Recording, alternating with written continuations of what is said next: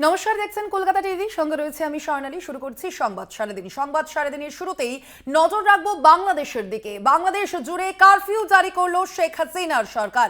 বাংলাদেশের রাস্তায় সেনার টহলদারি চলছে। আলোচনা চায় অন্যদিকে শেখ হাসিনার সরকার। তবে আন্দোলনে অনড় ছাত্রীরা, তারা সেই একই দাবিতে অনড় রয়েছেন। মৃতের সংখ্যা অন্যদিকে লাফিয়ে লাফিয়ে রীতিমতো বাড়ছে নিত্যদিন। এ বিষয়ে আমরা আরো বিস্তারিত জানবো। ফোন লাইনে রয়েছেন অ্যাসাইনমেন্ট হেড দিব্যেন্দু ঘোষ। দিব্যেন্দু দা, এই মুহূর্তে সামগ্রিকভাবে বাংলাদেশের ঠিক কি পরিস্থিতি?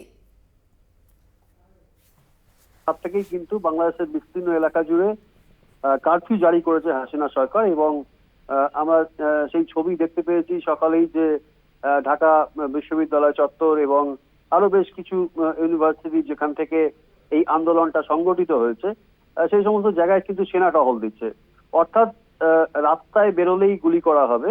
এবং যেহেতু কারফিউ জারি করা হয়েছে, শুট অ্যাট সাইট, দেখলেই গুলি করার যে নির্দেশ দিয়েছেন হাসিনা সরকার। এবং আওয়ামী লীগের যিনি সাধারণ সম্পাদক ওবায়দুল কাদের, তিনিও কিন্তু এই বিষয়টি বলেছেন। সুতরাং এই মুহূর্তে বাংলাদেশের যদি সামগ্রিক পরিস্থিতি বা সামগ্রিক ছবিটার কথা বলতে চাই, তাহলে এটা বলতেই হবে যে যেহেতু কারফিউ জারি করা হয়েছে এবং সেনা টহল দিচ্ছে, তার সঙ্গে বাংলাদেশ পুলিশও আছে, সব মিলিয়ে কিন্তু আন্দোলনের ঝাঁজ যেখান থেকে আন্দোলনগুলো সংগঠিত হচ্ছিল বিভিন্ন বিশ্ববিদ্যালয় চত্বর থেকে, সেই জায়গায় কিন্তু আন্দোলন কিছুটা কমেছে। তার কারণ যেহেতু সেনা টহল দিচ্ছে এবং রাস্তায় দেখলেই, যেহেতু কারফিউ জারি করা হয়েছে এবং রাস্তায় কাউকে দেখলেই গুলি চালানোর নির্দেশ দেওয়া হয়েছে, সুতরাং আন্দোলন কিছুটা প্রশমিত হয়েছে, ঠিক কথাই। কিন্তু ভেতরে ভেতরে সেই আগুনটা কিন্তু জ্বলছে। তার কারণ যতক্ষণ না পর্যন্ত বাংলাদেশের সরকারি চাকরিতে মুক্তিযোদ্ধাদের পরিবারের যে 30% সংরক্ষণ সেটা তুলে না নেওয়া হচ্ছে, ততক্ষণ কিন্তু আন্দোলন থেকে এক পাও সরতে রাজি নয় ছাত্র সংগঠন বা বিভিন্ন ছাত্রছাত্রীরা। এবং পড়ুয়াদের একটাই দাবি যে আলোচনার কথা যেটা হাসিনা সরকার বলছে, বা তাদের আলোচনায় বসার যে ডাক দেওয়া হয়েছে, এই সবকিছুই ঠিক আছে, কিন্তু সেটা আগে কেন করা হলো না? এই যে আন্দোলনটা তাদের সংগঠিত করতে হলো কেন? তারা কিন্তু বারবার দাবি জানিয়ে আসছিল যে সরকারি চাকরিতে এই রাজাকারদের যে যে যে সংরক্ষণ, সেই সংরক্ষণটা বাতিল করতে হবে। এবং শুধুমাত্র 5% বিশেষভাবে সক্ষম তাদের জন্য 5% সংরক্ষণ রেখে বাকি সংরক্ষণ কিন্তু তুলে নিতে হবে। এই দাবি কিন্তু দীর্ঘদিন ধরে পড়ুয়ারা দেখাচ্ছেন, এই দাবি তারা করে আসছেন। কিন্তু যে বিষয়টা বারবার সামনে এসেছে, যে আওয়ামী লীগ অর্থাৎ শাসক দলের যে ছাত্র সংগঠন ছাত্রলীগ, তারা কিন্তু ভেতর থেকে যে একটা উস্কানি, এবং সেই উস্কানির পর তারাও কিন্তু রীতিমতো অত্যাচার চালিয়েছে, এই অভিযোগ কিন্তু আন্দোলনকারীদের। শুধুমাত্র পুলিশ নয়, ছাত্রলীগের যে সমস্ত ছাত্রলীগ যে সংগঠন, মানে আওয়ামী লীগের যে ছাত্র সংগঠন, তাদের সদস্যরাও কিন্তু বহু বিশ্ববিদ্যালয়, কলেজ এবং একাধিক শিক্ষা প্রতিষ্ঠানে কিন্তু তারা এই আন্দোলনকারীদের দমানোর জন্য তারাও কিন্তু তাণ্ডব চালিয়েছে, এই অভিযোগ আন্দোলনকারীদের বারবার। সুতরাং সব মিলিয়ে বাংলাদেশের পরিস্থিতি এখনো পর্যন্ত শান্ত নয়, এটা বলা যেতে পারে। মৃতের সংখ্যা লাফিয়ে বাড়ছে, শতাধিক মৃত্যুর খবর আমরা পেয়েছি, এবং তার সঙ্গে আরো আরো আরো কতজনের মৃত্যু হয়েছে সেটা কিন্তু স্পষ্ট নয়। তার কারণ বাংলাদেশের বিস্তীর্ণ এলাকা জুড়ে কিন্তু ইন্টারনেট ব্যবস্থা স্তব্ধ হয়ে আছে।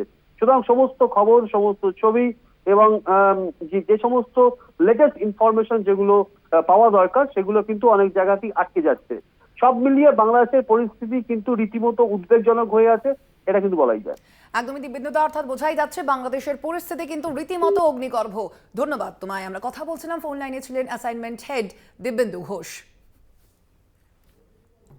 আপনাদের জানিয়ে রাখি, আপনারা দুই দিকের যে ছবি দেখতে পাচ্ছেন, একদিকে ছাত্র আন্দোলনে উত্তাল বাংলাদেশ, পরিস্থিতি ক্রমশই উদ্বেগজনক হচ্ছে। অন্যদিকে বাংলাদেশের রাস্তায় রাস্তায় সেনার টহলদারিও চলছে দেশ জুড়ে। বাংলাদেশ জুড়ে ইতিমধ্যেই কারফিউ জারি করেছে শেখ হাসিনার সরকার। বাংলাদেশের রাস্তায় রাস্তায় সেনাবাহিনীর টহলদারি, সেই ছবি আপনারা দেখতে পাচ্ছেন একদিকে। অন্যদিকে বুধবার থেকে যে আন্দোলন চলছে তা কিন্তু এখনো পর্যন্ত জারি রয়েছে, এবং সেই আন্দোলনের জেরে মৃতের সংখ্যা রীতিমতো লাফিয়ে লাফিয়ে বাড়ছে। একদিকে আমরা যেমনটা দেখতে পাচ্ছি যে আলোচনায় বসতে চাইছে শেখ হাসিনার সরকার, অন্যদিকে এই কোটার সংস্কারের দাবিতে অনড় রয়েছে ছাত্রেরা। ইতিমধ্যেই এই আন্দোলনের জেরে মৃতের সংখ্যা লাফিয়ে লাফিয়ে রীতিমতো বাড়ছে।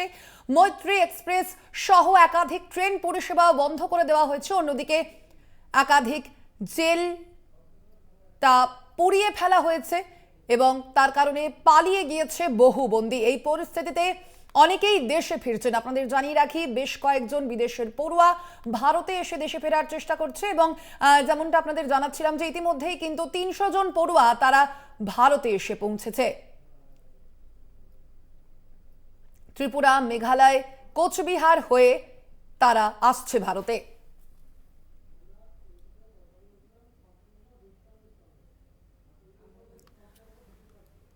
আমরা এই বিষয়ে কথা বলেছিলাম আন্তর্জাতিক সম্পর্ক বিশেষজ্ঞ সম্পূর্ণা গোস্বামীর সঙ্গে। তিনি কি জানিয়েছেন শুনুন।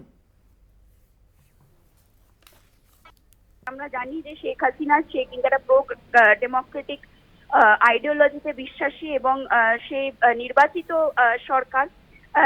সেই সরকার যেভাবে এই ছাত্র আন্দোলনকে সাপ্রেস করার চেষ্টা করেছে পুলিশের মাধ্যমে, টিয়ার গ্যাসের মাধ্যমে, সেটা ইতিমধ্যে একটা গৃহযুদ্ধে প্রায় পরিণত হয়েছিল। কিন্তু সমস্যার বিষয় হচ্ছে এই যে এটা যদি প্যাসিফিক বা পিসফুল সেটেলমেন্ট না করে যদি সেনা নামানো হয়, তাহলে কিন্তু আরো র্যাম্প্যান্ট হিউম্যানিটেরিয়ান ক্রাইসিস তৈরি হবে এবং যত বেশি হিউম্যানিটেরিয়ান ক্রাইসিস হবে, যত বেশি হিউম্যান রাইটস ভায়োলেশন হবে, তত কিন্তু পরিস্থিতি আরো খারাপ হবে।